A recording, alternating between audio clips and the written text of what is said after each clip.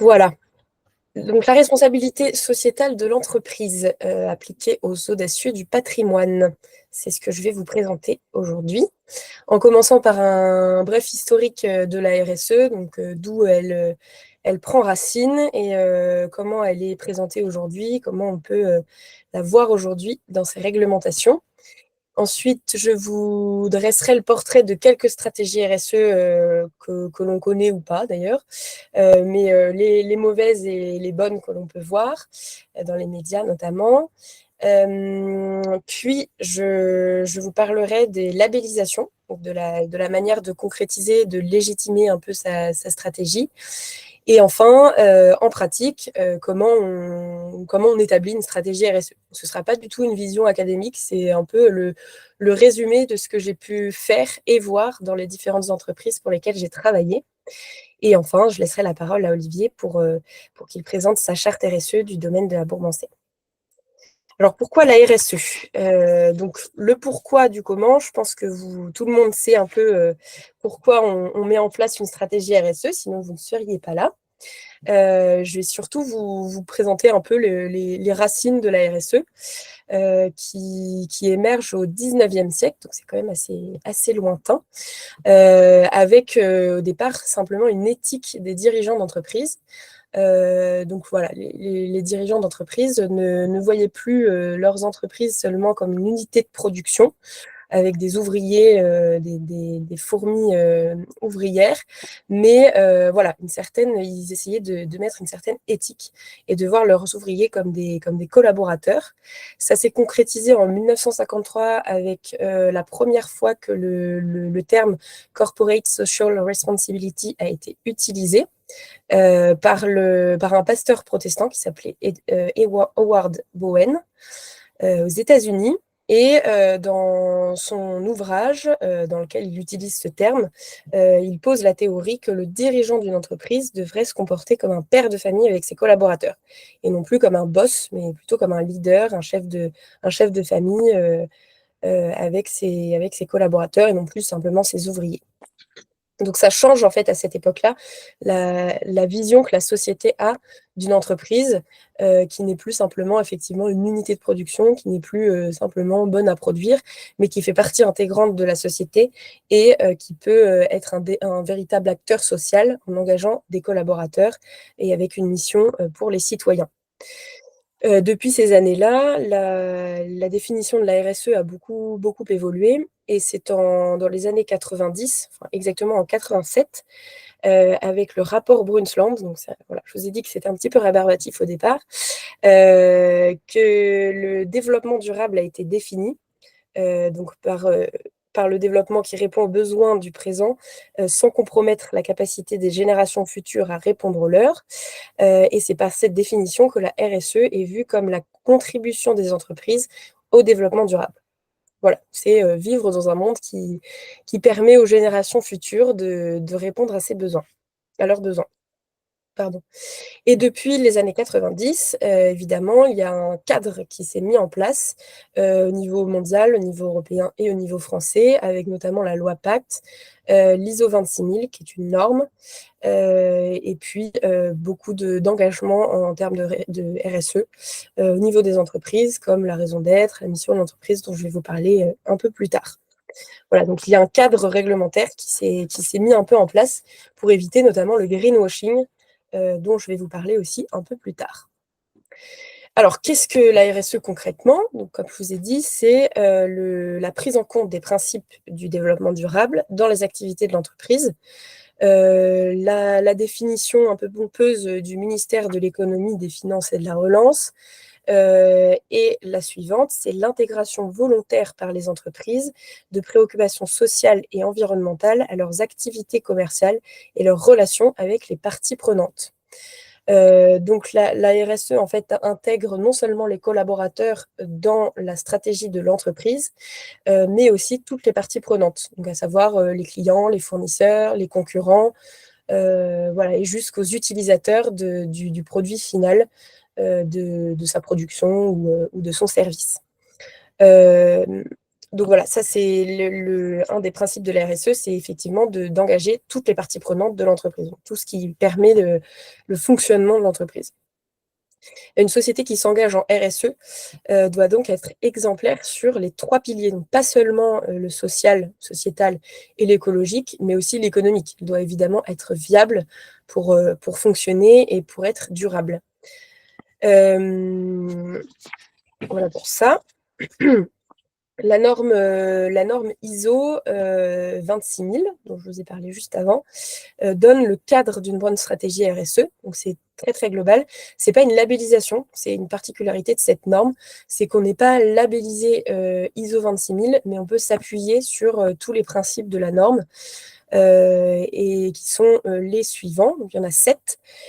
La redevabilité de l'organisation à l'égard de la société, la transparence, le comportement éthique, la reconnaissance de l'intérêt des parties prenantes, le respect de la légalité, évidemment, le respect des normes internationales de comportement et enfin le respect des droits de l'homme. Voilà, donc on a bien les 3 piliers écologiques, social et économiques. Alors, quelques exemples de stratégies RSE, certains qui ne fonctionnent pas et certains qui fonctionnent. Je vais commencer par ceux qui ne fonctionnent pas, les exemples à ne pas suivre.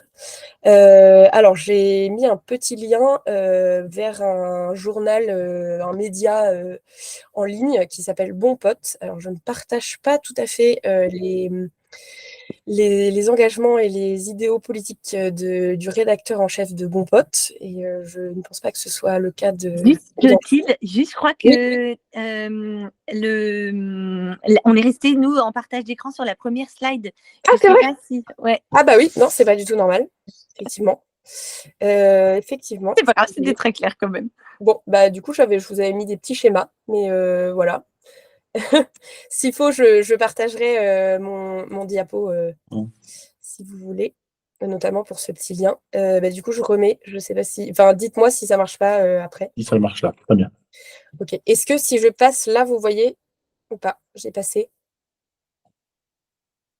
Non, là, on est sur exemple à ne pas suivre. Toujours? Ah ouais, bon, bah je vais faire la manip à chaque fois alors. Il est possible que ça fonctionne mieux en mettant en slideshow, non? En mode présentation. Est-ce que c'est le cas? Bah, j'étais en... Ah oui, si toi, tu mets en diapo sur ton ordi. Bah, je suis en diapo, justement. Ah oui, nous, on ne voit pas la diapo, on voit juste la slide par slide. Voilà. Alors, je vais peut-être... Ok, je sais pourquoi. Le partage d'écran n'est pas sur le bon écran, en fait. Ouais, c'est ça. C'est parce que j'ai fait le partage après. Ah bah, heureusement que vous me le dites. J'ai fait le partage avant, donc là, je vais partager la bonne fenêtre. Les Battus du patrimoine sont aussi des geeks comme les autres. Voilà. Merci. Voilà, donc bah, du coup, je suis désolée, vous avez pas vu les premières que j'avais lancées, donc je suis désolée. Voilà, il y avait des petites images. Bon, alors, donc les exemples à ne pas suivre. Donc, comme je vous le disais, le média Bon Pote, dont je ne partage pas forcément les convictions politiques, notamment, partage néanmoins des informations assez cruciales sur la RSE, sur le changement climatique, etc., et sur l'urgence à faire un peu bouger les choses. Donc, c'est un petit peu alarmiste. Donc, voilà, je vous engage pas tout à fait, je vous conseille pas tout à fait de ne vous référer qu'à lui, mais toujours est-il que ce petit article sur la catégorie greenwashing et le top, je sais plus, je crois que c'est le top 10 en 2021 des entreprises qui font du greenwashing est assez intéressant. Donc voilà, vous pouvez regarder comme vous le souhaitez après, sachant que le greenwashing, c'est une pratique marketing qui vise à améliorer l'image de l'entreprise en s'appuyant sur, évidemment, l'argument écologique et environnemental, comme son nom l'indique, avec green. Il y a plusieurs pratiques de greenwashing et on peut citer notamment le détournement de l'attention, c'est-à-dire viser juste une toute petite partie de son activité qui peut être verte, qui peut être vertueuse pour l'environnement, mais du coup faire l'impasse sur toutes ces autres activités qui ne sont pas forcément très vertueuses. Le manque de transparence, donc dire, avoir de grands discours en disant on va faire ci, on va faire ça, et ne pas du tout le concrétiser par des actions. Le faux label ou le label inventé, Moi, j'aime bien les labels de Starbucks. Ils inventent beaucoup de labels. Donc je trouve ça très amusant. Les mensonges, évidemment. Donc, par exemple, vous avez le mensonge frontal comme Volvic, par exemple, qui parle de son plastique recyclé, alors que le plastique, enfin, non, pas recyclé. Son plastique, pardonnez-moi, d'origine végétale. Voilà, sachant que le plastique, c'est quand même du pétrole. Ou par omission, avec, par exemple, Orangina, qui disait sans conservateur, sans colorant, etc., mais qui, du coup, donnait pas du tout les vrais ingrédients de sa boisson. Et le packaging trompeur, avec l'utilisation de la couleur verte, beaucoup, de visuels tels que des arbres, des fleurs, etc. Et un champ lexical très naturel, vert, extrait de plantes naturelles, etc. Et ensuite, donc il n'y a pas que le greenwashing qui est un mauvais exemple, c'est aussi une RSE qui va être mal préparée, donc avec de grandes ambitions, mais qui va être pas forcément partagée par tous ses collaborateurs, pas forcément beaucoup étudiée au départ, et qui peut aboutir à du coup un échec de la stratégie, mais aussi de toute l'organisation de l'entreprise. Et donc là, je peux vous citer l'exemple d'Emmanuel Faber, le PDG de Danone, qui avait été démis de ses fonctions avec effet immédiat en mars 2021, juste après la crise de Covid-19. Je ne sais pas si vous vous souvenez de ça, mais voilà. Hop. Alors, est-ce que c'est bon là pour le passage des diapos? Vous voyez bien quelques exemples à suivre? Impec. Ok, super, merci. Maintenant, plus de réjouissance, je vous ai donné 3 exemples de RSE qui fonctionnent, mais il y en a vraiment beaucoup. Donc voilà, j'ai fait vraiment un petit focus sur trois entreprises qui ont une RSE qui fonctionne. Donc Veja, c'est une entreprise de basket qui se focalise beaucoup sur la transparence. Donc là, je vous ai mis un petit lien aussi que je vous donnerai. Donc la transparence notamment de ses matières premières, donc avec un coton biologique qui vient du Brésil ou du Pérou pour les toiles des lacets, le caoutchouc qui vient d'Amazonie pour les semelles, et puis d'autres matières dont ils ont besoin en plastique qui sont issues de bouteilles de plastique recyclées et de polyester recyclé.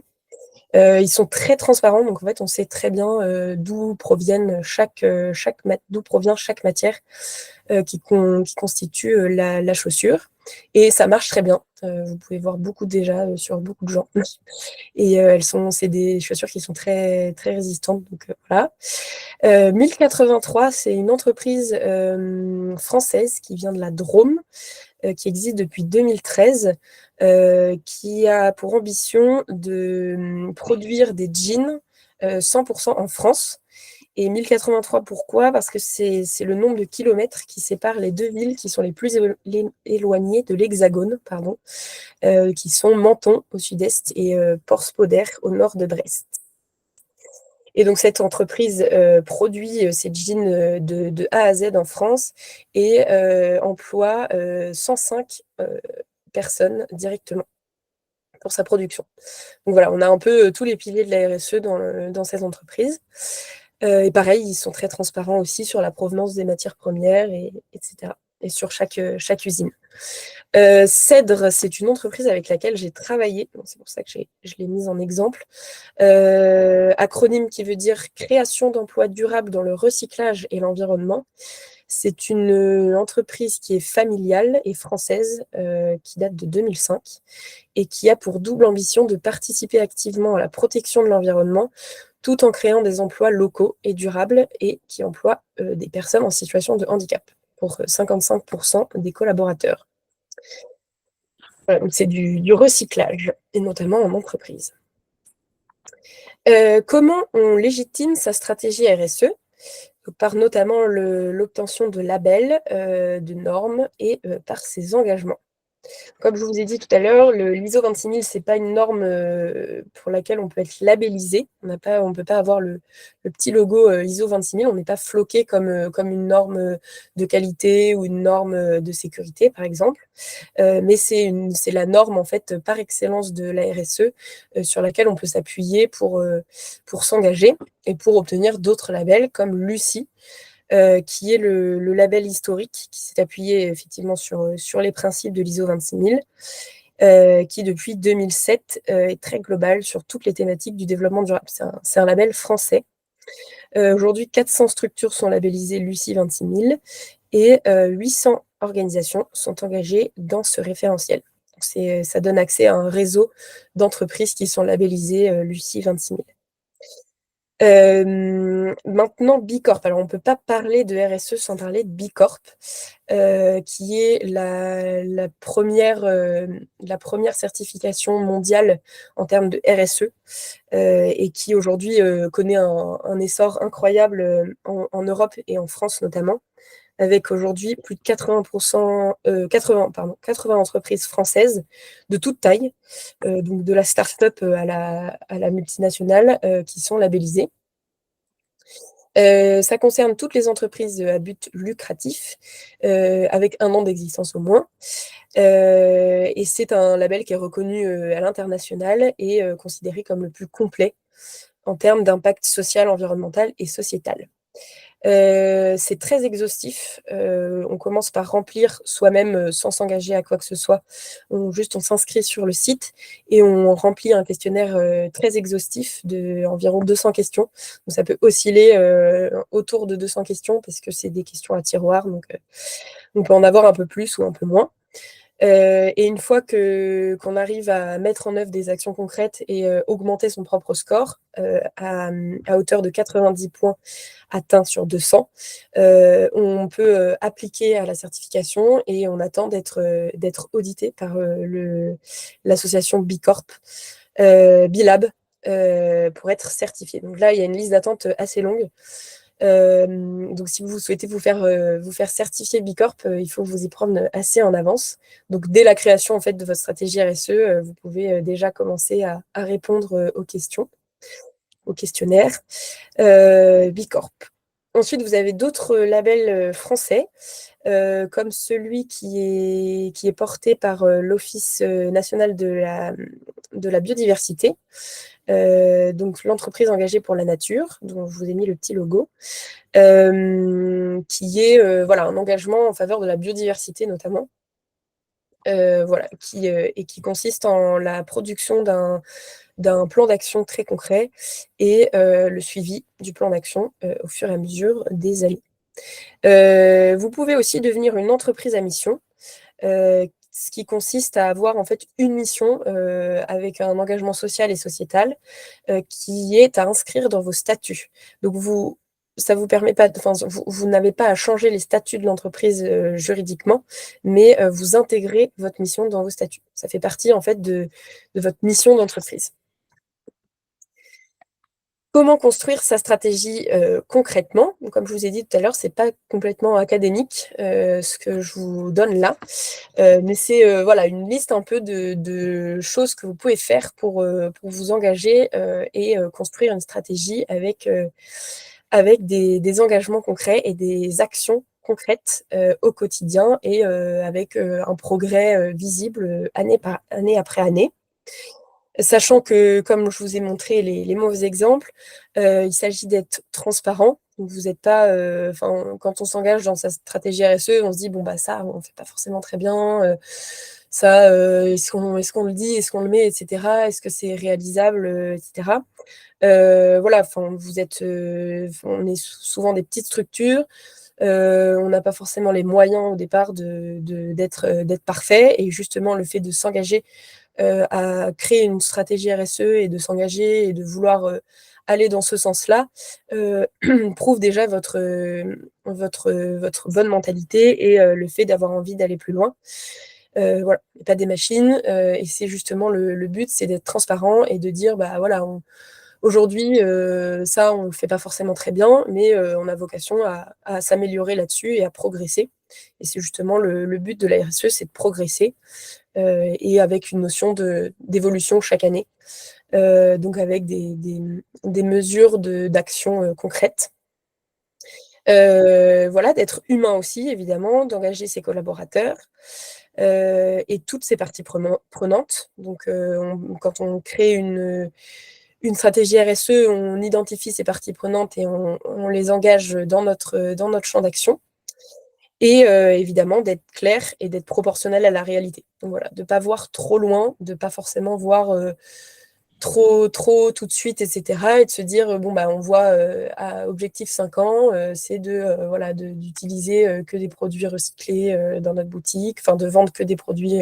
Voilà, je dis vraiment des exemples qui me passent par la tête, mais voilà, donc petit à petit, c'est de s'améliorer. Et voilà, donc concrètement, ce qui est indispensable, c'est d'avoir une équipe RSE, si ce n'est un responsable RSE. Voilà, une personne qui est vraiment leader sur le sujet, parce que sinon, c'est pas trop viable. D'engager tous ses collaborateurs. Donc, dès le début, de vraiment prendre ses collaborateurs à partie et de leur dire, voilà, on s'engage, qu'est-ce que vous avez comme idée? Est-ce que vous êtes partant? Voilà, et de s'assurer que tous les collaborateurs, que toutes les parties prenantes internes sont véritablement partants pour ces engagements-là. D'identifier toutes les parties prenantes, donc pas seulement les collaborateurs, mais aussi les clients, les fournisseurs. Voilà, est-ce que sur toute la chaîne de valeur, on peut engager un tel, ses concurrents, etc. Bah, tous les au-dessus du patrimoine, par exemple. Donc, comme c'est un exemple aujourd'hui, c'est le tout début, donc c'est super. Ensuite, pour élaborer et concrétiser son plan d'action, évidemment, on commence par un audit interne. Donc, qu'est-ce qu'on fait déjà? Sur quoi on peut s'appuyer? Sur quoi on est fort? Sur quoi c'est la catastrophe voilà, on peut s'améliorer? Et sur quoi on ne peut pas du tout s'améliorer? Auquel cas, il faudra juste être transparent dessus et voir comment les autres font, etc.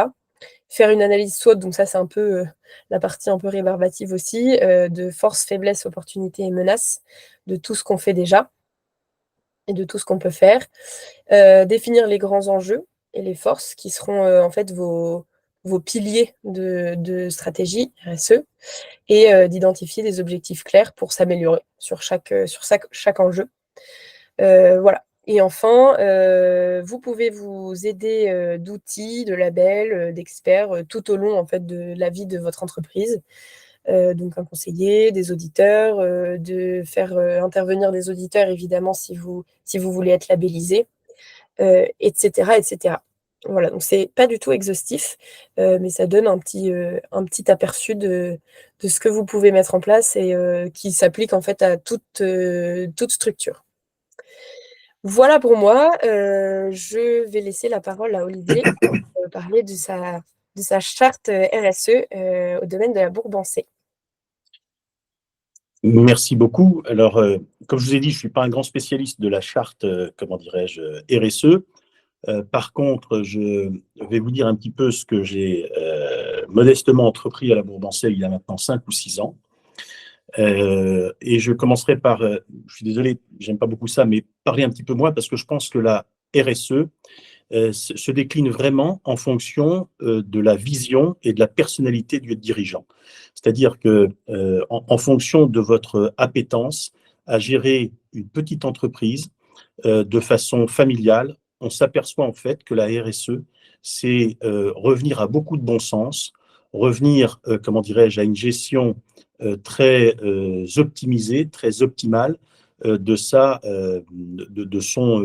activité, de son entreprise. Alors, comme je vous le disais, moi, je gère la Bourbansais depuis maintenant un peu plus de 30 ans. Et tout au début, ce n'était pas prévu que je reprenne cette maison de famille depuis l'origine. Donc, je savais qu'un jour, j'y aurais droit. Mais je voulais exercer le beau métier d'avocat. Je vois qu'il y a plusieurs brillantes avocats parmi nous ce soir. Messieurs, je vous envie.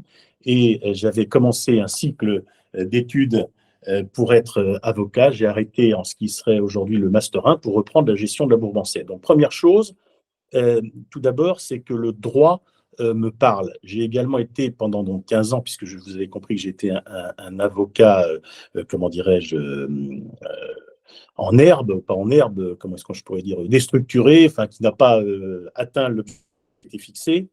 J'ai été juge prud'homal pendant 15 ans. Et donc, je suis donc un entrepreneur puisque j'ai développé des activités à la Bourbansais. C'est une petite PME qui a aujourd'hui 18 salariés à l'année, qui embauche 30 saisonniers complémentaires. Et quand on a fait du droit qu'on s'intéresse au social par mon activité, gérer un monument historique comme vous tous, gérer des jardins et en plus gérer un parc zoologique avec, peut-être que vous ne connaissez pas l'environnement zoologique qui a été pas mal, comment dirais-je, ces dernières années, peut-être ces dernières décennies, assez remis en cause par les premières campagnes anti-zoo de Brigitte Bardot et les animalistes aujourd'hui. Donc très tôt, mon activité m'a poussé à m'intéresser effectivement à l'environnemental, à l'économique et à l'entrepreneuriat. Et c'est assez curieux puisque c'est l'acronyme de RSE et de ce qu'on peut mettre sur le sociétal. Donc, j'ai presque envie de dire qu'en essayant de gérer correctement une petite entreprise avec quelques collaborateurs, eh bien, comme Monsieur Jourdain qui faisait de la pro sans le savoir, eh bien, on s'est modestement mis à faire de la RSE sans le savoir. Probablement chez vous, quand vous mettez dans votre accueil, vous faites un accueil relativement correct, vous mettez des sanitaires relativement propres avec des lavabos et que vous voyez que vous êtes obligé 5 fois par jour d'aller éteindre les robinets parce que les visiteurs n'éteignent pas le robinet après s'être lavé les mains, ça vous énerve un petit peu. Là, vous commencez par mettre un petit panneau. L'eau est une ressource rare. Merci de fermer le robinet. Même chose pour la lumière, etc., etc. Donc, j'ai envie de dire beaucoup de bon sens. Et beaucoup de bon sens, pourquoi? Parce que je vous rappelle que la RSE n'est pas obligatoire pour les... Enfin, elle est plutôt obligatoire, je crois, Clotilde, vous me direz si je me trompe, que c'est le Grenelle 2 qui a rendu pour les entreprises du CAC 40, les très grosses entreprises, vous parliez de Danone, etc., c'est la loi de Grenelle 2 qui a rendu obligatoire la mise en place d'une politique RSE donc pour les entreprises du CAC 40 et pour les entreprises de plus de 500 salariés. Par contre, c'est une démarche totalement volontaire, et ça Clotilde l'a très bien dit, pour toutes les autres entreprises. Alors, volontaire, si vous êtes tout seul à être volontaire pour faire ce genre de choses, effectivement, vaut mieux pas le faire parce que ce qui est très important, et moi ce que j'ai remarqué chez moi, c'est que rentrer dans une politique RSE qui a été très bien définie, c'est véritablement rentrer de façon dans une démarche collective de progrès avec ses collaborateurs. Ça me paraît quelque chose de très important. Et pour développer le bien-être au travail, pour développer l'économique et c'est un des piliers fondamentaux de la RSE, eh bien faire du bien à son petit niveau à la planète. Donc, une fois qu'on a dit ça, moi, vous savez, je participe à un syndicat depuis aussi une vingtaine d'années, qui est le syndicat national des espaces de loisirs, d'attractions et culturels.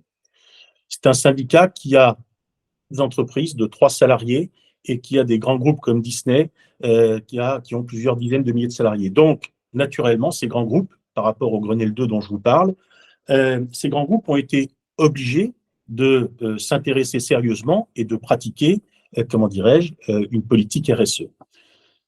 Et au niveau de l'association, bien évidemment, eh bien, il en faut pour tout le monde. Et donc, les plus petites entreprises se sont dit que ce qui était fait pour les grandes était, sur le principe intellectuellement, très positif, que la démarche collective d'entraîner ses collaborateurs vers un meilleur environnement, vers un développement durable, c'était quelque chose de bien.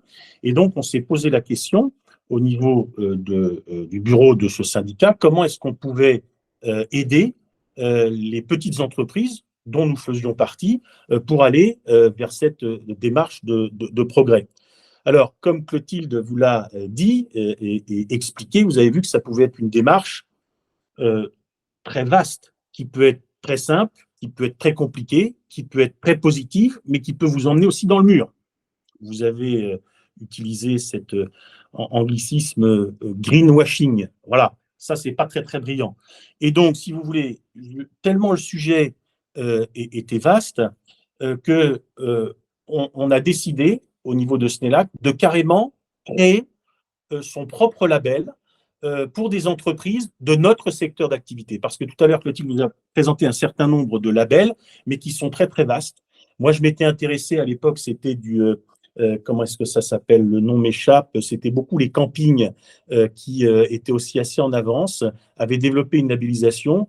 Et le coût pour commencer à travailler pour obtenir ce label et aller dans cette démarche, c'était de l'ordre de 15 000 euros pour commencer. Bien évidemment, pour des petites entreprises comme les nôtres, c'était totalement déraisonnable, et d'autant plus que ça ne répondait pas strictement à notre secteur d'activité. Et quand je dis notre secteur d'activité, je crois que là, nous, propriétaires gestionnaires de monuments historiques, privés, on a à écrire tous ensemble ce C, ce RSE, j'ai envie de dire C du culturel, complètement à côté du divertissement.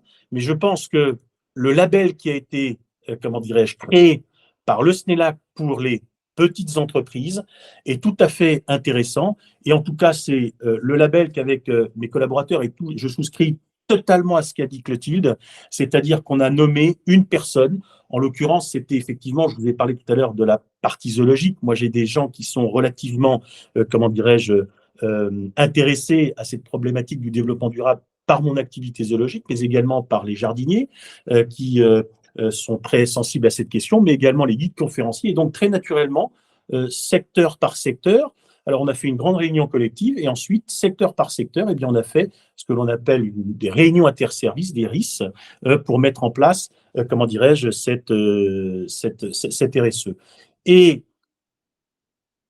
pour commencer ce travail, dès que j'ai commencé à creuser un petit peu le dossier, on s'est aperçu que c'était quand même très compliqué. Et donc, on a été vers comment dirais-je, cette labellisation.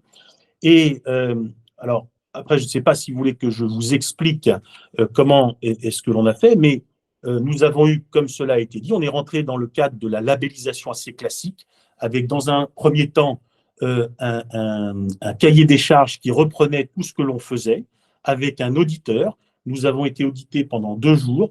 Nous avons, donc par rapport à comment dirais-je, ce label, eu 18 indicateurs, une grille de 18 indicateurs, je l'ai là, alors ça je pense aussi, je n'ai pas de PowerPoint, mais je les ferai suivre par la suite.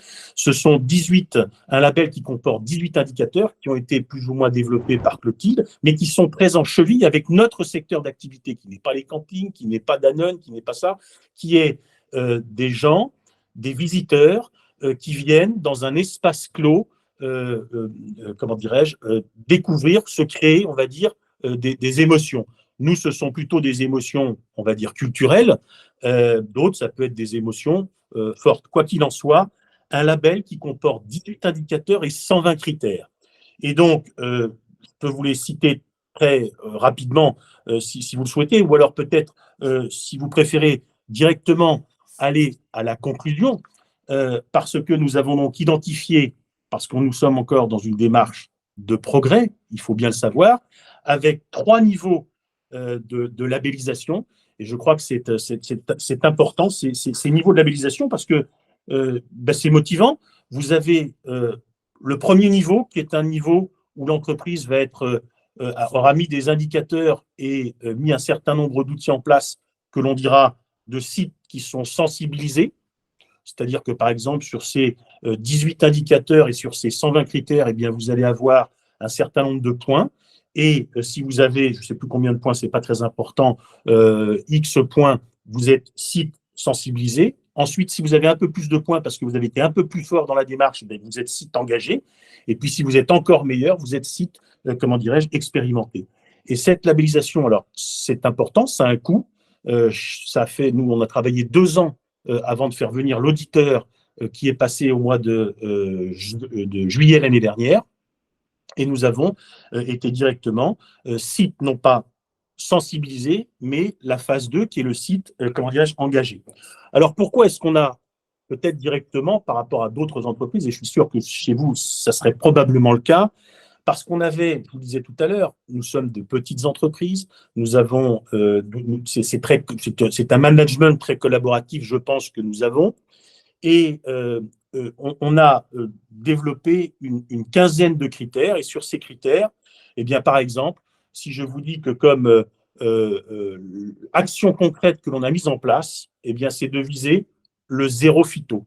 Bon, eh ben, la loi dit plus de produits phyto. Eh bien, nous avons anticipé cette loi et par exemple, ce label nous a permis d'anticiper des des produits pour traiter nos allées, pour ne plus avoir de mauvaises herbes. C'est par exemple l'Actisol. Ça, je pense que c'est très intéressant. Nous avons investi effectivement dans un matériel, on a rangé les pulvérisateurs et toutes ces choses-là, et on a investi dans par exemple, un désherbeur thermique. Alors oui, ça a un certain coût, tant en termes de personnel parce qu'il faut le passer, mais on s'est rendu compte, je vous donne un exemple très amusant, c'est que on passe ce désherbeur thermique, alors qui n'est pas à vapeur, qui est thermique à eau chaude, on pourra en reparler si vous voulez, et on s'est aperçu que c'était une véritable attraction pour les visiteurs, parce qu'ils nous demandent pourquoi, qu'est-ce que c'est que cet engin qui est électrique, qu'est-ce que vous faites? Alors on explique ce que l'on fait, donc zéro phyto, et en fait ça fait une activité, comment dirais-je, en tant que telle. Donc on fait du bien à la planète, et en plus on intéresse nos visiteurs. Donc avant on disait, écoutez, on va passer cet engin avant l'ouverture, et maintenant on dit non, surtout on passe cet engin quand il y a beaucoup de monde, parce que ça fait une attraction qui est, comment dirais-je, très intéressante et pas très chère. Bien évidemment, on a une autre action très forte, c'est le tri des déchets. Vous savez que c'est quelque chose d'obligatoire, avec notamment des changements de pratique. Vous savez que la loi Egalim nous interdit dorénavant de distribuer du plastique. Eh bien, depuis 2 ans, nous avons remplacé le plastique par du bambou. Pour la partie de la restauration qui est de la partie snack. On a le restaurant, mais on a la partie snack. C'est du bambou. Le bambou, c'est du compostage. Ah, compostage, très bonne autre action. Mais aujourd'hui, vous savez que vous avez une nouvelle réglementation qui va voir le jour en 2026. Et quand vous voulez faire du compostage, eh bien, il faut que vous ayez quelqu'un dans votre équipe qui ait la formation compostage. Bon, eh bien, mon responsable technique, et je l'ai eu encore ce matin, lors de notre réunion interservice, puisque j'en avais une ce matin, m'a dit que la semaine dernière, il avait passé sa formation compostage.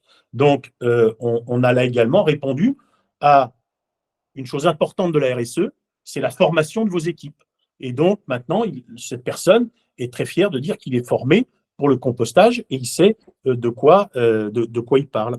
Ensuite, je passe très vite, mais c'est des produits locaux de saison, des produits, comment dirais-je, locaux proches, des achats proches, les économies d'énergie. Effectivement, les économies d'énergie, vous savez que ça a été très problématique l'année dernière.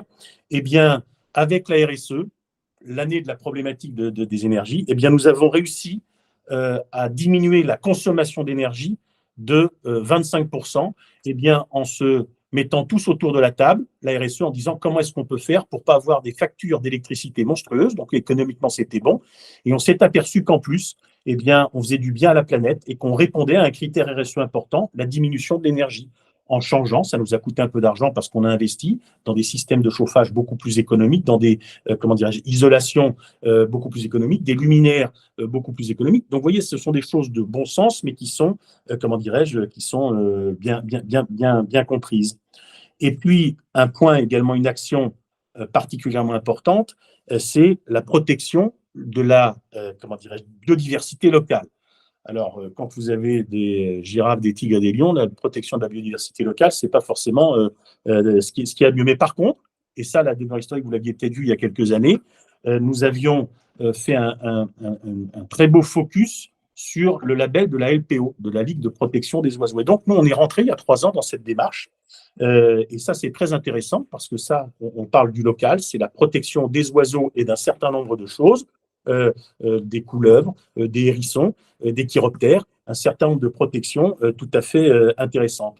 Et si je vous parle de cet exemple, c'est parce que nous avons depuis 3 ans à la Bourbansais, toujours dans cette philosophie de la RSE, nous avons à l'année un éducateur social qui est assez autonome. Nous mettons à disposition un local adapté à l'année et cet éducateur social parfaitement agréé, reconnu, accueille entre 3 et 4 personnes par semaine et on leur donne mensuellement un certain nombre de missions qu'ils font ou qu'ils ne font pas à leur rythme.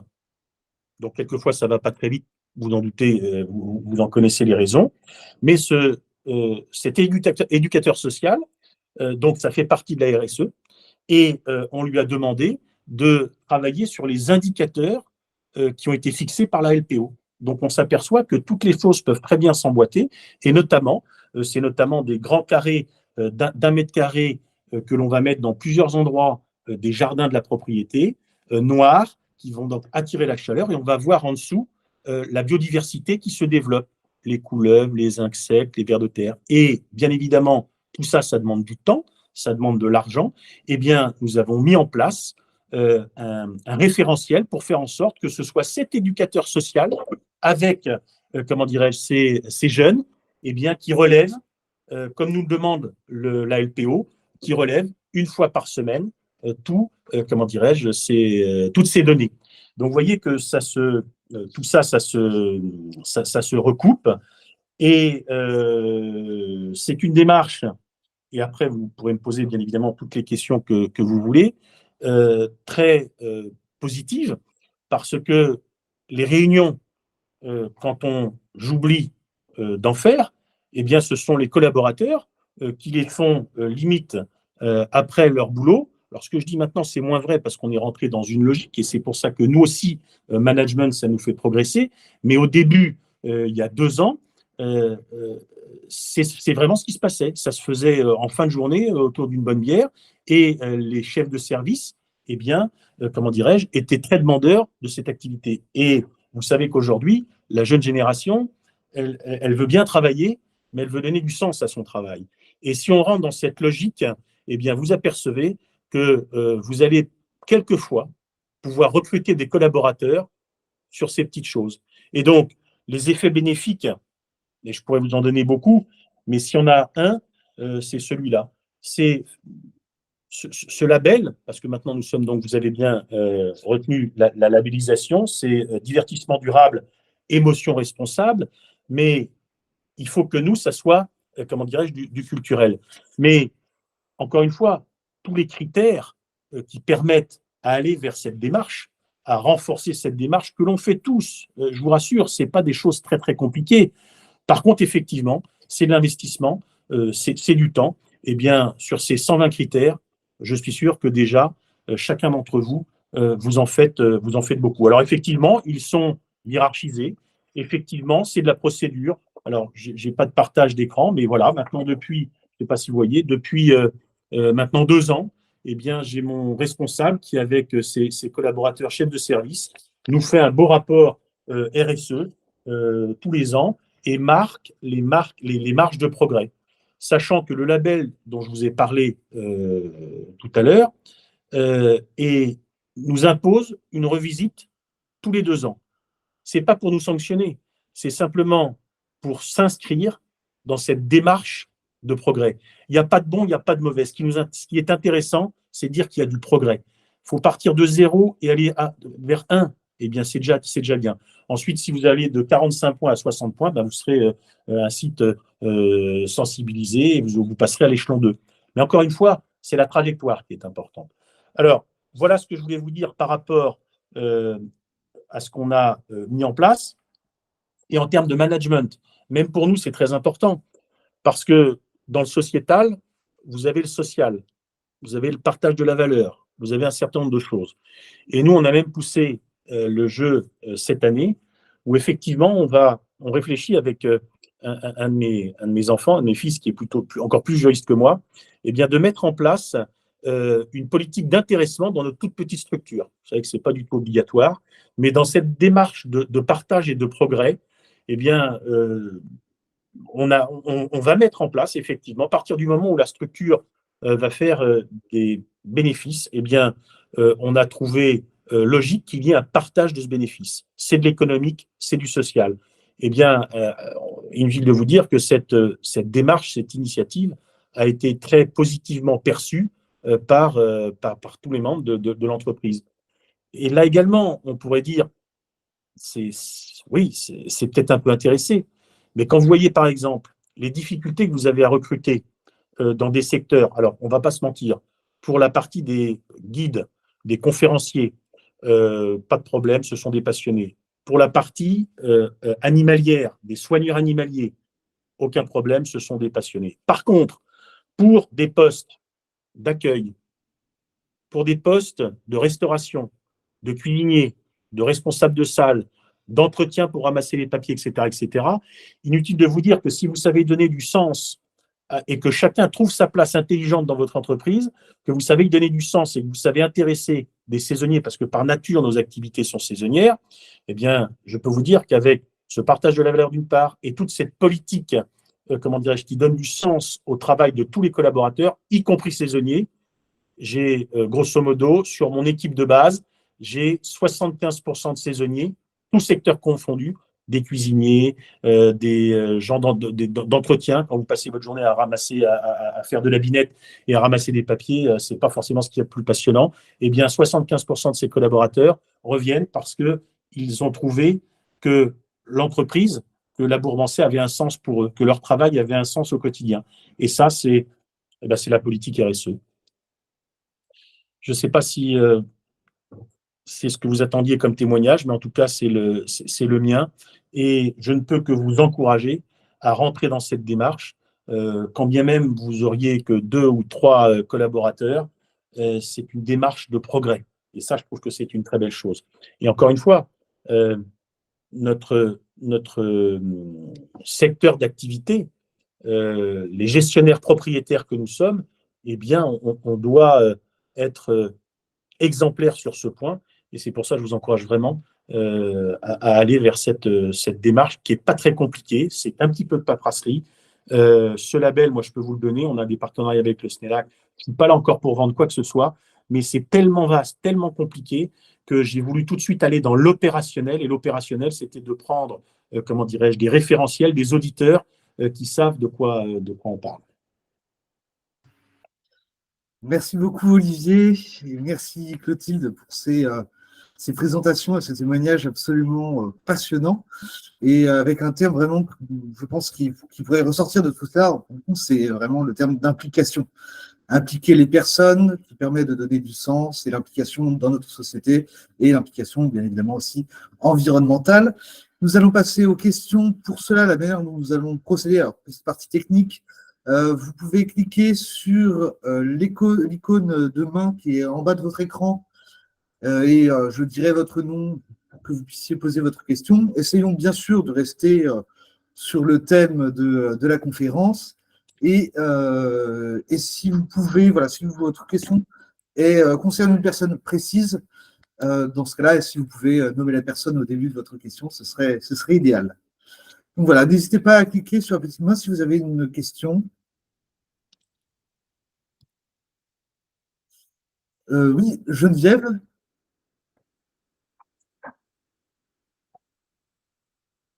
Alors, il faut que vous avez toujours votre micro qui est coupé, je crois. En fait, je l'ai écrite dans les messages, mais je vais la dire du coup. Pour la partie hébergement touristique et restaurant, moi j'avais repéré le label Clé verte, qui est une classification officielle. Et la question que je posais, c'est est-ce que quelqu'un connaît ce label et l'a fait? Si quelqu'un, peut-être autre que les intervenants, a une réponse. Donc je comprends que non. Alors, bonjour Patrick René. Je suis désolé, ma caméra ne fonctionne pas. Il me semble que Clé verte, c'est lié directement aux hébergements et particulièrement au Gîte de France. Je ne suis pas tout à fait sûre de ça, mais bon, je regarderai. Non, je réponds de manière extrêmement prudente, hein, je ne suis pas catégorique. Hein. Ouais. Non, moi non plus. C'est que justement, je suis en contact pour faire un classement touristique de mon hébergement, donc par des instances qui sont officielles, qui sont rattachées à l'État. Et je sais que effectivement, on avait discuté sur la partie RSE et la personne m'a parlé de ce label. Donc, c'est vrai que je m'intéresse à ce label. Si je peux prendre des infos, je peux aussi vous mettre en contact, par exemple, Marguerite, si on veut faire une intervention par cette personne, si ça intéresse d'autres personnes. Bon, voilà, ça faisait partie de mes questions. Donc, j'entends que personne n'est passé déjà par ce processus-là. OK. Si je peux intervenir sur ce point, effectivement, il y a la démarche RSE en tant que telle, qui n'a besoin fondamentalement pour être initiée d'aucune labellisation. Mais c'est vrai qu'un certain nombre de labellisations, dont très probablement, si c'est par Gîte de France, je pense qu'il y a forcément un module important, et d'ailleurs de plus en plus important, dans toutes les labellisations maintenant, vous avez un module RSE parce que c'est devenu un incontournable. Et je pense à Normandie Qualité Tourisme qui avait été l'initiateur il y a quelques années du plan Qualité Tourisme, qui est un label important. Et notamment, moi je suis assez label pour plein de raisons, parce que c'est motivant pour les équipes, parce que on va au-delà de la réglementation, parce que ça permet de progresser. Vous avez les parcs et jardins également, les jardins remarquables. Vous avez une labellisation, vous avez une petite partie RSE. Mais Qualité Tourisme a, et nous on a repassé le label l'année dernière, et j'ai trouvé que quand on demande, et nous on fait tous plus ou moins visiter nos maisons, alors c'est soit l'hébergement, soit des visites classiques, soit du réceptif, eh bien, il y avait une part importante de la politique environnementale de votre activité. Alors, c'est pas rentrer c'est qu'une petite partie, comment dirais-je, de la RSE, parce qu'il y a beaucoup de choses du social, du sociétal, du développement durable, qui ne rentrent pas en ligne de compte. Mais c'est important. Voilà, donc vous pouvez aussi, pour commencer votre démarche, effectivement, de RSE, vous avez aussi des audits qui sont faits par les comment dirais-je, les CCI tourisme, les activités touristiques, soit les CRCI, soit les CCI. Vous avez quelquefois, au titre de la petite entreprise, des auditeurs, et ça c'est gratuit, enfin ça peut être gratuit, des auditeurs qui vont venir. Et moi, j'ai commencé comme ça il y a 10 ans, parce que c'était gratuit à la CCI de Saint-Malo. Effectivement, j'ai eu un premier audit, et puis le type m'avait dit, je vous ai raconté tout à l'heure fermer le robinet. Maintenant, j'ai mis des choses à poussoir, parce qu'on va aller plus loin. Mais la première des choses, petite indication, juste, l'eau est un bien précieux. Merci d'éteindre le robinet. C'est des choses très basiques. Eh bien ça, par exemple, c'était un auditeur de la CCI, comment dirais-je, de Saint-Malo, qui m'avait... voilà, c'est peut-être le premier pas que j'ai fait dans la politique RSE de la Bourg-Bancel il y a maintenant 10 ans. Donc les labels sont importants. Brigitte? Oui, je voudrais juste compléter par rapport à Clé Verte. Aujourd'hui, au niveau des hébergements touristiques, c'est vraiment le label de référence pour tout ce qui est environnemental. Hein, ils ont eu une croissance énorme. Alors, c'est très complet et j'avoue que c'est très complexe. Mais si vous arrivez à avoir Clé Verte comme label, je pense que du point de vue environnemental, vous faites vraiment tout ce qu'il faut. Après, il y a le social, etc. Mais Clé Verte, c'est vraiment le label de référence pour l'environnement au niveau des hébergements. Moi, j'y suis pas. Je ne suis pas sûre que je ferai la demande de labellisation parce que justement, c'est très, très complexe. Après, je fais des tas de petites initiatives personnelles qui vont dans ce sens-là, mais le label n'est pas évident à obtenir. Et ce n'est pas lié à Gîtes de France. Hein. C'est un label... Et ce n'est pas lié à Gîtes de France. Hein. C'est beaucoup plus large que ça. Il y a des label hôtels. International. Voilà. Et il y a des hôtels aussi qui sont labellisés Clé Verte. Hein. Donc c'est quelque Alors Brigitte, juste une petite question. Par exemple, est-ce que vous avez en tête comme ça un des éléments qui vous paraît insurmontable et qui vous ferait ne pas avoir ce label, ne pas aller dans cette démarche? Non, moi, je n'ai pas regardé dans le détail parce que je crois qu'il y a à peu près 180 critères, hein. Mais ça va assez loin. Mais je n'ai pas regardé vraiment dans le détail, mais je sais que c'est très, très complet. Voilà. Et ça demande un vrai boulot pour aller vers l'obtention de ce label-là. Nathalie, vous avez une question? Oui, alors en ce qui concerne les labels, nous on a pas mal de labels, jardin remarquable, etc., etc. Normandie Qualité Tourisme, et que ce soit pour la partie chambre d'hôtes comme pour la partie accueil. Alors on a tendance aussi à dire que parfois le label tue le label, donc il faut se méfier quand on en a un peu trop, on ne sait plus très bien dans quelle case nous mettre. Donc ça c'est une première chose. Moi, j'ai un peu de mal à rentrer dans les règles et dans les normes, vous l'avez compris. Est-ce qu'on est obligé, entre guillemets, est-ce que ça va devenir totalement incontournable, cette RSE? Parce que effectivement, on fait beaucoup de choses chez nous qui s'en rapprochent. Est-ce qu'on a forcément besoin d'entreprendre une procédure pour rentrer dans tout ça? En fait, là, la région vient de lancer un truc qui s'appelle, ça y est, je ne sais plus, un truc pour tous les déplacements en vélo bas carbone. Voilà, une procédure bas carbone. Ok, très bien, on fait quoi? Est-ce qu'on rentre dans leur histoire? Leur histoire, c'est si quelqu'un arrive en vélo chez vous, en train et en patin en roulette, vous lui faites une réduction sur l'entrée. Bon, est-ce qu'on a encore besoin de rentrer dans tout ça? Alors, d'un point de vue communication, c'est parfait. J'aurais jamais personne qui viendra en patin à roulettes chez moi. Donc ça, je vais le faire. Ça, en gros, ça va pas me coûter grand-chose et je bénéficierai de la communication de la région. Mais en fait, j'ai un peu de mal à me dire, voilà, est-ce qu'on va pas y couper ou qu'est-ce qui se passe? Est-ce que quelqu'un a un avis là-dessus? Alors, oui, Igor, je pense sur les questions carbone, que là, par contre, on ne va pas y couper pour ceux qui ont des activités commerciales avec des entreprises. Par exemple, le domaine du séminaire, nous, on est rentré, on fait des tests avec un logiciel qui s'appelle Greenly pour pouvoir rentrer dans les cases des entreprises qui viennent réserver leur séminaire chez nous. Pourquoi? Parce que quand vous avez Arcelor qui organise un séminaire aujourd'hui, ils sont tellement mauvais, eux, en impact carbone, que leur séminaire, il faut qu'il soit impeccable. Donc, nous, ça a été la voie qu'on a choisie. C'est une voie commerciale, je dirais, au départ, et qui marche relativement bien. Et on nous sollicite. La Chambre de commerce et d'industrie organise son assemblée générale chez nous, du département de l'Oise, parce que on est tout en biomasse, zéro phyto, et que alors pour le moment on n'est pas labellisé, et c'est ça ce qui est aussi intéressant, c'est que comme vous le savez, à la demeure historique, nous avons signé un partenariat avec 1001 salles, et que 1001 salles vous permet de remplir une case et de faire un petit test qui vous permet d'avoir un certain nombre de points. Ça n'a pas beaucoup de valeur, mais c'est un point de départ. Comme disait Olivier, en fait, c'est l'intention qui compte au départ et de progresser. Donc, grosso modo, vous vous mettez dans la case de ceux qui essaient de faire des progrès.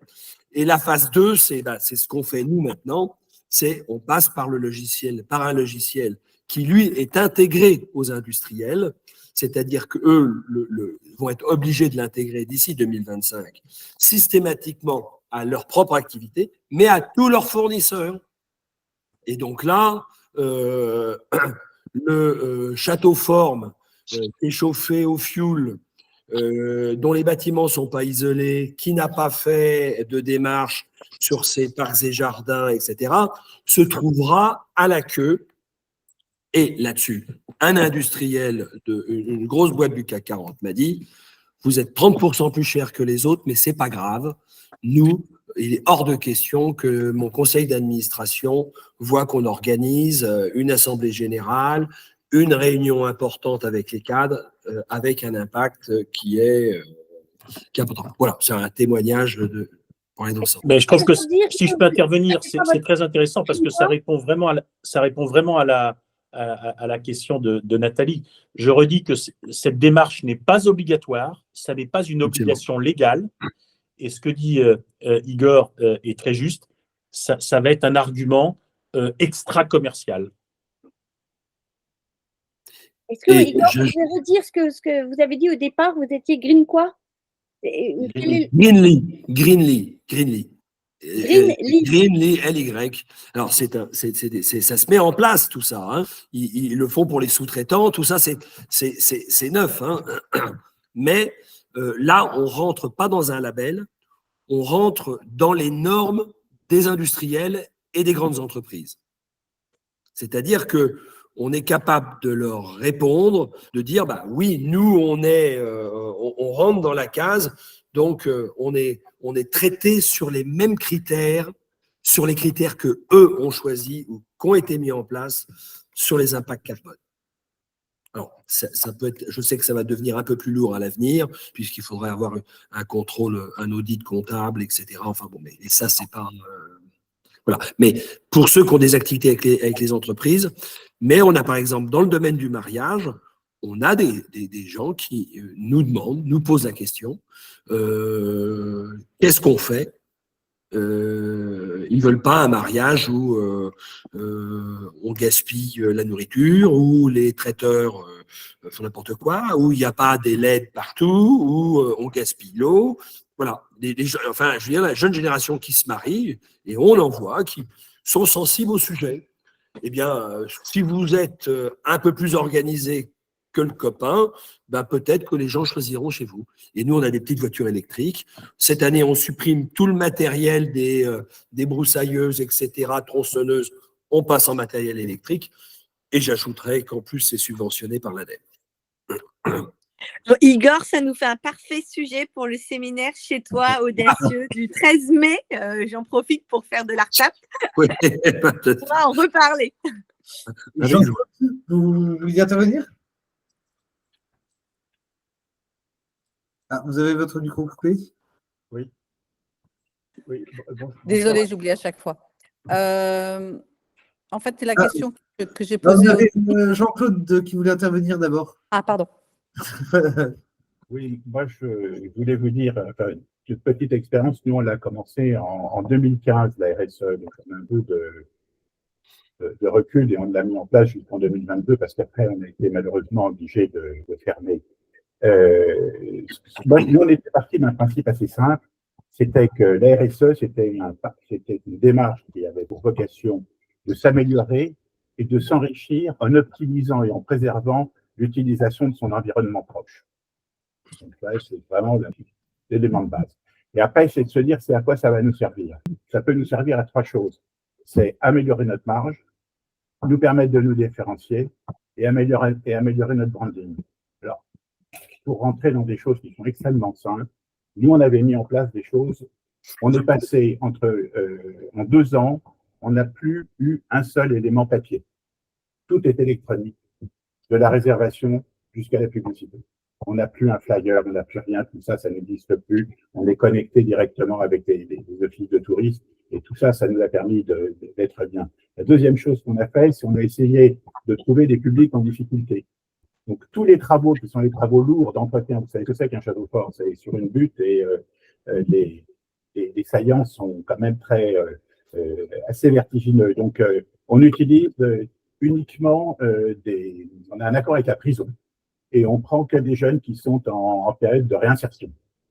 Et je peux vous dire qu'on n'a jamais eu le moindre problème avec eux. Ils les utilisent vraiment à haute dose. Et ça, les gens le savent et ça se voit. Ce qu'on a fait aussi, c'est on a modifié totalement nos prix en fonction des horaires, pour que les gens viennent beaucoup plus tôt et viennent plus tard en fonction de la luminosité.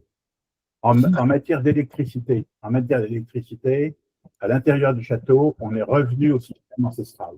C'est-à-dire qu'il n'y a plus de LED, il n'y a plus rien, tout est géré. Alors, on avait fait appel à un scénariste de telle façon que l'atmosphère du château fort se retrouve totalement partout. Et donc ça nous a permis de faire des gains en électricité qui sont absolument fabuleux. En matière de gestion des déchets, comme vous dites, nous, on a un accord avec tous nos fournisseurs. Tous nos fournisseurs repartaient avec leurs propres déchets triés. C'est plus nous qui nous occupions de ça, et je peux vous assurer que c'est un gain de temps, un gain d'énergie, un gain de bonheur pour les salariés qui est extrêmement fort. Et puis peut-être vous donner d'autres choses. On a énormément insisté, énormément communiqué sur ce qu'on appelle la gestion des abords, c'est-à-dire qu'on est dans une région où ça brûle tout le temps, et nous, on nettoie 40 mètres autour du fort, et à chaque fois qu'on a des opérations de nettoyage, on communique dessus et on a des gens qui viennent. Donc, si vous voulez, nous, on n'a pas voulu rentrer dans une démarche du RSE parce qu'on est dans un site Natura 2000, mais en définitive, tout ce qu'on a fait comme action en matière d'amélioration de notre environnement, ça a 2 axes. Ça doit nous permettre de gagner de l'argent, parce que si c'est pour en perdre, il est hors de question. Et deuxièmement, ça doit améliorer l'environnement. Et la conjonction des deux fait que votre image de marque s'améliore. Voilà, moi, c'est un peu les types de démarches qu'on utilise. Alors, on est loin du label, je le comprends tout à fait, mais c'est peut-être notre approche. Geneviève, vous voulez intervenir? C'était aussi une question, en fait, plus qu'une intervention. Moi, dans la partie RSE et développement durable, pour avoir donc discuté avec une personne de Clé Verte, elle m'a questionné sur un sujet où je ne me sens pas très à l'aise d'ailleurs, c'est que j'ai un chauffage au fioul, que j'ai une piscine qui est entretenue au chlore et que à ce stade-là, je me sens un peu décalée. Mais alors, peut-être la piscine, je pourrais trouver des solutions. Pour le moment, le chauffage au fioul, j'en ai pas. Comment vous vivez ça, quoi? C'est-à-dire, en même temps, OK, développement durable, OK, un certain nombre de choses, et je suis au fioul. Mais on est dans une démarche, Geneviève, si je peux me permettre, on est dans une démarche de progrès. C'est pas parce que vous êtes au fioul qu'il faut s'asseoir par terre et pleurer en disant je serai jamais ça. Non, vous avez plein d'autres. Pas par terre, tu pleures pas. Non, je sais bien, je connais ton dynamisme, il n'y a pas de sujet. Mais par exemple, ça peut être une charte, comment dirais-je, avec tes fournisseurs qui vont dire que bon, ben voilà, tu prends pas forcément le fioul qui vient de plus loin, mais tu as un producteur de fioul plus local, etc. Donc, je veux dire, on est dans une démarche de progrès, c'est ce qu'il faut comprendre. Donc, il n'y a rien de rédhibitoire, il n'y a rien de... Non, mais je comprends. Parce que j'ai déjà une charte RSE, en fait, depuis ma question, en fait, j'en ai écrit une, parce qu'en fait, on m'avait demandé de faire une note d'éco-conditionnalité. Le terme était merveilleux, mais bon, peu importe. C'était ce qui m'avait été demandé et j'avais du coup recensé tout ce qui, les ampoules, enfin 3 millions de choses, quoi. Y compris de dire, cher client, quand vous avez fini votre carafe, vous n'allez pas la jeter dans l'évier, vous allez la jeter dans les plantes. Bon. Mais effectivement, il y a quand même, je trouve, un peu des points durs. Et pour moi, ça fait partie des points un peu durs, quoi. C'est les 2 points que je vous évoque. Hein. Oui. Bon. Après, je reboucle peut-être parce que j'avais cru comprendre que l'an dernier, on allait parler du chauffage. Je glisse moi aussi le fait que je suis toujours intéressée par le résultat de l'étude et de tout ce qui est amélioration en chauffage. Hein. Hop. T'entends bien, Serge est là. Mais ok, j'entends. Merci beaucoup. Nathalie? Oui, en fait, la question, c'était sur la méthodologie, parce qu'on a vu qu'il y avait 3 piliers et 7 principes. Très bien, ok. Et en fait, est-ce qu'on fait un truc un peu à sa sauce, finalement, comme en disant, effectivement, on n'a que des points de… Est-ce que c'est quoi? C'est que de la com, finalement? Ou est-ce qu'il y a… Non. Est-ce que, voilà, ce que je voulais pousser un peu, non, je provoque un peu, mais est-ce que, voilà, je voulais comprendre un peu la méthodologie pour savoir un peu comment avancer et pour ceux qui n'ont rien fait, comment est-ce qu'ils peuvent ne pas être désespérés dès le départ. Voilà. Il faut commencer petit. Peut-être que Clotilde peut répondre. Oui. Du coup, je disais dans la réponse que je faisais à vous, Geneviève, c'est que quand on veut se lancer dans une démarche RSE, même si on ne veut pas forcément mettre un cadre tout de suite ou ni même jamais mettre de cadre, on n'est pas obligé de mettre un cadre, d'être labellisé, etc. Mais quand, en fait, le principe de se lancer dans une démarche RSE, c'est de vouloir faire la même chose, mais mieux. Donc, mieux pour nos relations sociales, mieux avec nos collaborateurs, avec les personnes qui travaillent avec nous, pour nos clients, etc., nos fournisseurs et tout ça, et mieux pour l'environnement. Donc, ça commence par des petites choses, en fait. Moi, j'aime bien cette image du petit colibri qui essaye d'éteindre un feu avec juste des petites gouttes qu'il prend dans sa petite gorge. Voilà, c'est chacun fait comme il peut. Comme il veut et l'exemple du coup de Geneviève aussi est pertinent parce que vous êtes tout à fait consciente que tout n'est pas encore parfait, mais c'est génial parce que justement vous avez des points d'amélioration, donc c'est ça en fait qu'on souhaite. Et quand on se fait labelliser ou quand on souhaite se faire labelliser, c'est bien d'être transparent justement sur ça et de savoir qu'il y a des points d'amélioration, que là je sais que Fuel, je pourrais pas faire autrement. Et qu'est-ce que je fais? Voilà, j'essaye de voir si des fournisseurs sont un peu plus vertueux. J'essaye de compenser, on peut compenser aussi. Donc, ces idées aussi de réduire, compenser et je n'ai pas le troisième, mais voilà. Donc, voilà, c'est simplement de faire mieux. Et c'est ce que éviter, réduire, compenser, merci. Et c'est simplement de faire mieux. Est-ce qu'on veut faire mieux? Est-ce que, voilà, mais tout en sachant qu'on n'est pas du tout parfait. Et je trouve que ça revient au même que de dire à quelqu'un t'es écolo mais t'as un smartphone, c'est pas du tout écolo, voilà. Pardon? Non, c'est bon. Donc voilà, il faut vivre avec son temps et savoir que y a des points d'amélioration, il y a des choses qu'on ne pourra pas changer, mais on essaye de faire mieux ailleurs et on fait ce qu'on peut. Voilà, c'est un peu le résumé. Marguerite, tu voulais intervenir? Oui, bah, c'était pour rejoindre en fait ce que disait Nathalie. Du coup, concrètement, imaginons on se dirige pas directement vers une labellisation. On se dit qu'on veut rédiger sa charte de manière voilà, assez simple. En fait, déjà, d'une part, est-ce que voilà la bonne solution, c'est de se baser sur les critères et grosso modo, quel est le résultat attendu? En fait, on produit un Word qu'on met en PDF et qu'on publie sur son site internet. Une fois, comment ça se concrétise en fait? Je me demandais moi comment ça se formalisait une fois qu'on avait fait toute la démarche. On intègre les collaborateurs, on s'appuie sur les piliers, etc. Et une fois qu'on a toutes nos actions qu'on a rédigées, est-ce qu'on le garde pour soi ou est-ce que on le partage et de quelle façon? Alors, c'est ce que je disais tout à l'heure, si je peux intervenir, c'est qu'effectivement, tout ce travail donne lieu à un rapport, c'est ce que je vous montrais tout à l'heure, et effectivement, alors nous, pour l'instant, je ne suis pas sûr, il faudrait que j'aille voir s'il est sur notre site internet, mais l'objectif, c'est de valoriser tout ce travail, c'est de le faire savoir, parce que c'est plutôt des choses positives. Donc, effectivement, c'est un document Word voilà, qui reprend un certain nombre de critères. Ça, c'est ma charte RSE. Et je me suis beaucoup appuyé pour faire cette charte RSE parce que je connais l'esprit pratique et opérationnel de Nathalie. Donc peut-être qu'il faut qu'on réfléchisse ensemble, peut-être avec Clotilde et avec d'autres, à effectivement aller maintenant sur de l'opérationnel pour nous aider, comment dirais-je, à faire cette charte RSE. Oublions la partie labellisation qui est vraiment la cerise sur le gâteau, mais qui, moi, m'a beaucoup servi parce que je ne savais pas effectivement Nathalie, par quel bout commencer. Et donc, au moins, ce label a canalisé. Donc, je savais qu'il y avait eu des équipements de mon environnement qui avaient été, comment dirais-je, structurés, labellisés. Et donc, je me suis servi, bien évidemment, de l'auditeur. Et donc, il y a, par exemple, 18 critères. Moi, je pourrais tout à fait faire passer la feuille de 18 critères qui vont, par exemple, vous disiez, consommation d'eau.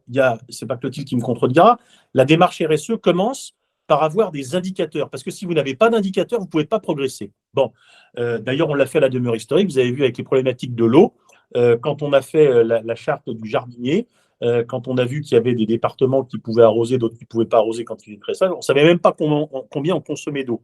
Donc, les 10 sites pilotes ont bien voulu accepter l'idée de se dire combien est-ce qu'on consomme. Dites donc, moi, pour mon jardin protégé d'1 hectare, je consomme à peu près 30 000 litres d'eau. Est-ce que vous savez combien est-ce qu'on consomme d'eau pour faire 1 hectare de maïs? C'est 700 000 litres d'eau. Donc, ça permet de relativiser un petit peu les choses. Mais forcément, pour avoir ça, je me trompe peut-être dans les chiffres, mais grosso modo, c'est de cet ordre-là. Donc, c'est pour ça que, voilà, moi, j'ai 17 points que je peux vous donner. Alors, je l'ai imprimé en un peu petit, mais vous avez toutes les 17 points qui sont des critères de base que ce label a mis en avant, mais c'est un départ. Après, vous pouvez les choisir en fonction de votre appétence. N'oubliez pas que ce que je vous ai dit tout au départ, la charte RSE, ça dépend de vous, ça dépend de votre personnalité, ça dépend de votre appétence. Et donc, vous avez quelles sont les initiatives durables? Vous avez forcément une gouvernance et une éthique. Vous pouvez faire un certain nombre de chartes et d'engagements. Vous avez toute la politique d'accessibilité de votre site. Vous avez par exemple le label Tourisme Handicap. Mais la démarche de progrès pour que les 4 handicaps, comment dirais-je, qui sont reconnus, puissent être pris en compte chez vous, c'est une démarche sociétale. Donc, ça rentre dans la RSE. Vous allez avoir des indicateurs. Ensuite, vous avez les conditions de travail et la protection des employés, la sensibilisation et la formation du personnel, la satisfaction des visiteurs. Satisfaction des visiteurs. Est-ce qu'on a des outils touche chez nous de satisfaction des visiteurs? Un questionnaire, chose comme ça. L'ancrage local. Comment votre entreprise se positionne dans son environnement local? Des achats, des ventes, parce qu'effectivement, comme le disait Igor, peut-être que demain, quand les entreprises voudront faire des séminaires, eh bien, effectivement, on ne viendra pas de l'autre bout de la France, mais on viendra peut-être de plus proche parce que le coût carbone du déplacement est important. Vous avez par exemple un point 9 qui est adopter une politique d'achat responsable. Qu'est-ce que vous faites en termes d'achat responsable? Ensuite, vous avez bien évidemment la mise en place d'un plan de gestion et, si possible, de réduction des déchets. Qu'est-ce que vous faites? Quel est l'état des lieux chez vous? Et qu'est-ce que vous imaginez faire pour améliorer cette situation. Est-ce que vous pouvez y mettre un peu d'argent ou pas? Si vous ne pouvez pas y mettre d'argent, qu'est-ce qu'on fait? Il y a plein de choses. C'est mon histoire de bambou. Je remplace le plastique par le bambou et je composte. Donc ça, c'est très bien. Ensuite, bien évidemment, la consommation d'eau, les indicateurs, comment est-ce que je peux faire, du goutte à goutte, arroser le soir, etc. etc. C'est beaucoup de choses, mais il faut partir de la base. Consommation d'énergie, on en a parlé. Préserver l'environnement, la prévention de la pollution. Par exemple, bon, si vous avez du fioul, vous ne chauffez pas à 21 degrés, vous chauffez peut-être à 19 degrés. Moi, c'est ce que je dis en général, quand 19 degrés, non, nous, on est habitué à avoir 15 degrés dans nos maisons, donc la loi qui rend obligatoire qu'on chauffe à 19 degrés, ça nous a fait doucement rire. Bon, je ferme la parenthèse, je vois que tout le monde rigole, parce qu'on a tous aussi chaud chez nous. La gestion des espaces verts, la gestion de votre arrosage, de vos déchets, ça rejoint la gestion de l'eau. Voilà. La restauration, encourager une restauration plus durable dans le choix de vos produits, dans le choix des conditionnements. Voilà, des choses. Par exemple, nous, on est un peu branchés là-dessus. On vend plus de Nutella parce qu'il y a de l'huile de palme. On fait de la pâte à tartiner, etc. Tout à l'heure, j'entendais Jean-Claude qui disait plus de papier. Nous, malheureusement, on ne peut pas se passer de papier pour l'instant, donc on l'a beaucoup diminué. Par contre, on ne travaille maintenant qu'avec une imprimerie qui est Imprime Vert, et l'imprimerie Imprime Vert, ça vaut ce que ça vaut, mais avant, on ne le faisait pas. Donc maintenant, c'est systématiquement Imprime Vert et gestion durable. Voilà, des forêts. Bon, au moins, c'est une démarche plutôt positive. On s'intéresse à la question. Donc, vous voyez, ce n'est pas des choses forcément très… alors oui, c'est un petit peu de temps. Oui, c'est un petit peu d'investissement. Oui, on ne va pas se mentir, c'est un peu de dépense d'argent parce qu'il faut investir, mais il faut savoir ce qu'on veut pour avancer. Moi, je peux tout à fait, Marguerite, si tu le souhaites, donner un certain nombre d'éléments. Et puis, je pense que plus largement, après, si on veut rentrer dans l'opérationnel, on pourrait tout à fait imaginer faire venir un auditeur qui pourrait peut-être rendre la chose un peu plus opérationnelle et pratique. Oui, c'est une bonne idée. C'était vraiment l'idée là de lancer, qu'on comprenne mieux tous de quoi il s'agit, etc. Et du coup, de définir une prochaine étape. Et ça pourrait être ça, même pourquoi pas au prochain séminaire. Ouais. Et du coup, je crois qu'il y a une dernière question. Estrella? Oui, bonjour. C'est donc Estrella et Guy Cordon du Château de Boron.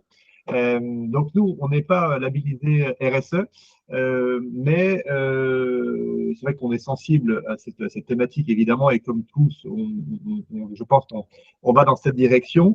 On a concouru pour un prix de développement durable au niveau du tourisme, au niveau de la communauté de communes, un prix qui était remis à l'INSEAD il y a 1 ou 2 mois. On a gagné et on a eu un retour en termes de communication qui nous a énormément surpris, qui était très important. Dans notre livret, on a un petit fascicule papier, on a mis un QR code, on a vu que les personnes ils avaient du mal à flasher, et bon, selon les générations, ça ne passait pas, donc on a laissé le document papier. Il fait une quarantaine de pages pour informer sur le site, sur l'histoire, etc. Et on a une page entière qui est consacrée au développement durable. Et les gens apprécient beaucoup. On l'a étoffé petit à petit. Alors, ça va des robots tondeuses qui sont électriques, ça va de la géothermie. On s'est lancé dans la géothermie pour remplacer la chaudière gaz. On a… qu'est-ce qu'on a encore? Oui, alors après, double vitrage au niveau des fenêtres, de faire travailler des compagnons, des personnes, des petites entreprises, des circuits locaux. Et en vous écoutant là, tous ensemble, ça serait fantastique, je ne sais pas si c'est possible, d'imaginer de mettre sur pied un label tourisme durable, ou pas tourisme durable, en tout cas RSE, un label autour des demeures historiques, par exemple, puisqu'il y a beaucoup de points communs, pour éviter de partir sur des labels parfois qui sont extrêmement chronophages, compliqués, qui sont un peu hors circuit. Alors, moi, je voulais juste dire que j'avais eu une poussée d'urticaire très violente par rapport au RSE, lorsque j'avais écouté un responsable RH d'une entreprise du CAC 40 parler de la loi Pacte, et puis bon, j'ai compris que le wokisme avait quand même pénétré pas mal cette loi Pacte où il fallait embaucher quelqu'un parce qu'il était gros, parce qu'il était trans, parce que ceci, parce que cela. Et on voyait que les entreprises, les chefs d'entreprise, ça leur échappait littéralement en termes de direction. Moi, il m'a semblé, c'est ce que j'ai écouté. Alors, je te raconte que des bêtises, Olivier, dis-moi. Non, je ne me permettrai pas, Guy, mais honnêtement, encore une fois, il faut bien séparer la RSE, qui est une démarche totalement personnelle d'une quelconque labellisation. Ni l'une ni l'autre sont obligatoires. Donc, pour le CAC 40, ce n'est pas notre sujet. En tout cas, la labellisation, c'est une chose. La charte RSE, en fait, je vais vous dire, hein, nous prendrions chacun 2 heures de notre temps. On établirait les critères. Et d'ailleurs, Guy, vous l'avez très bien dit. Vous faites déjà de la RSE. Il suffit de le partir. Vous avez déjà des choses électriques, tout ce que vous disiez. Vous faites déjà du double vitrage, un certain nombre de choses. La seule chose qu'il faut, c'est l'organiser et le hiérarchiser, ce que vous faites déjà, et ensuite progresser. Et dans une démarche de progrès, vous devez, parce que comme disait ma grand-mère, il y a toujours plus d'idées dans 2 têtes que dans une. Ben, vous devez y associer soit des collaborateurs, soit des amis. Bon, ben là, la RSE, c'est plus, quand on est plus professionnel, c'est plus vos collaborateurs. Mais vous pouvez très bien le faire, ça peut vous coûter absolument pas un centime. Ben, vous irez un peu moins vite que quelqu'un qui prendra un auditeur, qui voudra aller plus vite, qui voudra en faire plus la communication, etc., etc. Mais je suis sûr que les 15 personnes que nous sommes, on prendrait 1 heure pour se dire qu'est-ce qu'on fait avec ces 17 critères. Ben, vous avez déjà, quand vous aurez répondu, vous aurez 2 pages d'écriture, ben ça sera votre charte RSE. Par contre, l'année prochaine, il faudra être dans une démarche de progrès. Vous reprendrez point par point et comment je peux améliorer, comment je peux faire mieux. Il ne faut pas s'en faire non plus tout un monde. Enfin, Clotilde, j'espère que je ne trahis pas votre pensée ou que je ne réduis pas la mission RSE, mais l'objectif, c'est de commencer. C'est le colibri. C'est le colibri. Ne soyons pas tout de suite un aigle royal, mais commençons par être tous des petits colibris. C'est ça, chacun fait ce qu'il peut. Et juste pour finir la chose, c'est que c'est la première fois que j'ai au téléphone des clients jeunes qui disent qu'ils sont motivés pour venir dans un endroit parce qu'il y a un label protecteur de l'environnement pour montrer qu'ils sont en accord avec leurs actes qu'ils font tous les jours, etc. Et alors certains disent, bon, on est venu chez vous parce que vraiment le site nous a plu, etc. Mais on a hésité à venir parce que vous n'étiez pas labellisé. Bon, donc c'est vrai que c'est assez surprenant, mais c'est une démarche intellectuelle qui commence à se faire jour chez certains jeunes où tout doit être dans des cases. C'est intéressant, donc il faut peut-être aussi en tenir compte. Et juste dernier point, par nature, n'oublions pas que nous sommes tous des propriétaires de monuments qui ont plusieurs décennies, siècles, et donc en termes de développement durable, par nature, nous sommes des réservoirs, nous sommes le temps long. Ben oui, je vois Nathalie qui voilà, nous sommes le temps long. Donc encore une fois, c'est ce que je disais au tout début de mon propos. Disons ce que nous faisons. Par nature, nous faisons des choses RSE déjà. Comme M. Jourdain, on fait de la prose sans le savoir. Mais quand vous faites vos coupes de bois, si vous avez des bois autour de chez vous, mais vous faites de la gestion intelligente. On n'a pas besoin d'un label forêt développement durable.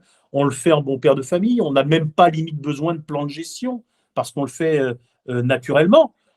Sauf si vous avez plus de 20 hectares. Hein. Je vois Nathalie qui fait les gros yeux. Donc voilà, il faut quand même respecter la loi. Mais si vous pouvez très bien faire de la RSE intelligente, si vous avez un bois de 15 hectares, vous n'êtes pas obligé de passer par un plan de gestion, mais vous faites de la scène. Voilà.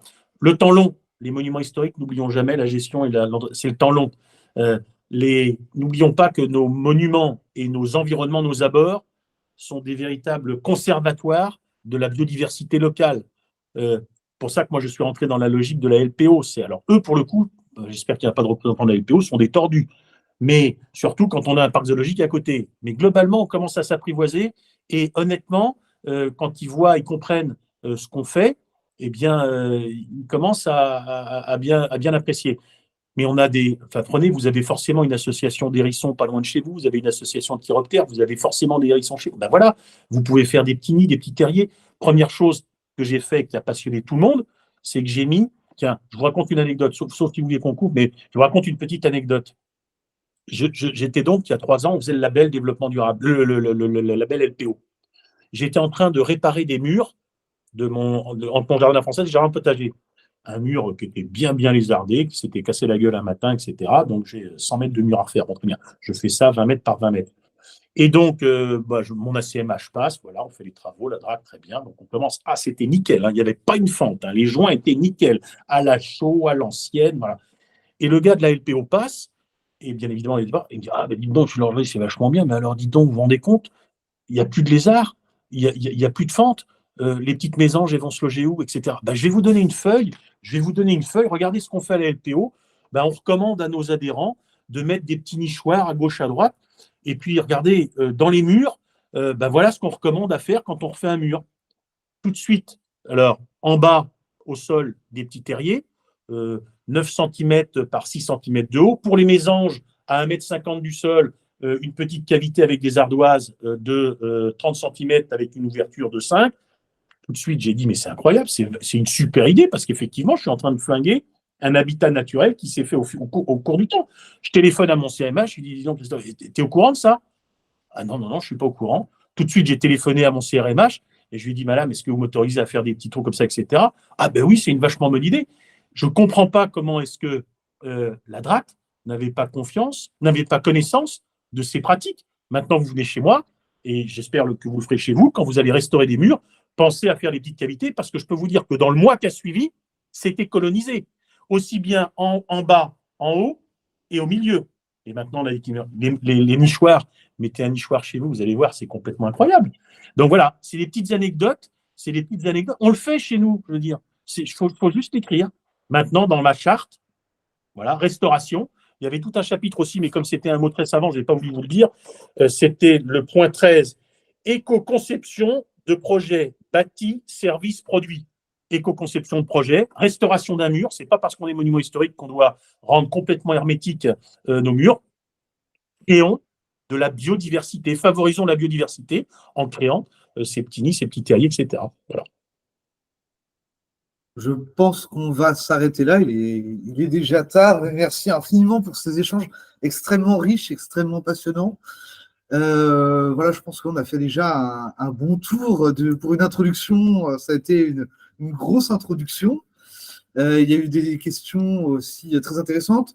Je vous rappelle que ces interventions sont enregistrées. Vous pourrez les retrouver si vous voulez réécouter certains points après coup. Nous poursuivrons d'ailleurs très certainement ces conversations à l'occasion du séminaire du 13 mai sur le tourisme durable. Là aussi, on sera toujours dans ces thématiques.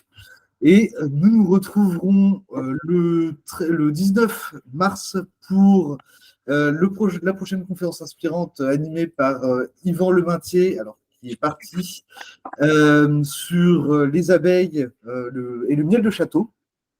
Et déjà, je remercie Clotilde de Mézrac, Olivier Lergeril et Marguerite de Mézrac qui a bien voulu contacter tout le monde et organiser ces conférences inspirantes. Un grand merci à vous tous et un merci aussi à vous tous d'avoir été là et pour vos questions qui ont aussi permis d'aller plus loin. Merci beaucoup à tous et bonne soirée. Merci à tous. Merci à tous, c'était super intéressant. Top. Merci, à très vite. Au revoir. Merci Clotilde, merci Olivier. Merci beaucoup. Bonsoir.